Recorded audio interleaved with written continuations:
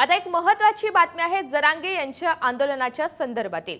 जरांगे यांच्या मागण्यांवर सरकारकडून कार्यवाही सुरू आहे अशी माहिती मंत्री शंभूराज देसाई यांनी दिली आहे। हैदराबाद गॅझेट हा पहिला विषय होता। त्यानुसार हैदराबाद गव्हर्नमेंटकडून सर्टिफाय कॉपीज मागितलेल्या आहेत। दुसरी मागणी मराठा समाजावरील सरसकट सर्व गुन्हे मागे घेण्याची आहे। याविषयी देखील जे गुन्हे मागे घेण्यासारखे आहेत त्याबाबतचे अहवाल संबंधित पोलीस अधीक्षकांकडून सरकारकडे आलेले आहेत अशी माहिती सुद्धा मंत्री शंभूराज देसाई यांनी दिली आहे। तर आम्ही विनंती करून देखील जरांगे यांनी आंदोलनाची भूमिका घेतली आहे, मात्र त्यांचे आंदोलन सोडवण्याचे प्रयत्न सुरू असल्याचं सुद्धा त्यांनी म्हटलेलं आहे।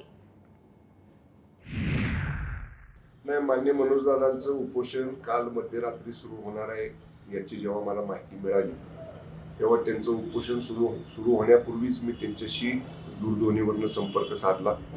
माझं त्यांचं की उपोषणाला बसण्यापूर्वी बोलणं झालं आणि मी त्यांना सरकारच्या वतीने विनंती केली की उपोषणाचा मार्ग तुम्ही अवलंबू नका।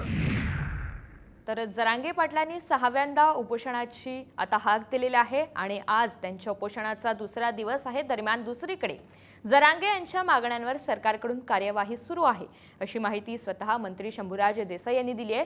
हैदराबाद गॅझेट संदर्भातली प्रामुख्याने जरांगे पाटलांची मागणी होती आणि हा पहिला विषय होता। या संदर्भात सुद्धा कार्यवाही सुरू असल्याचं देसाई यांनी म्हटलंय।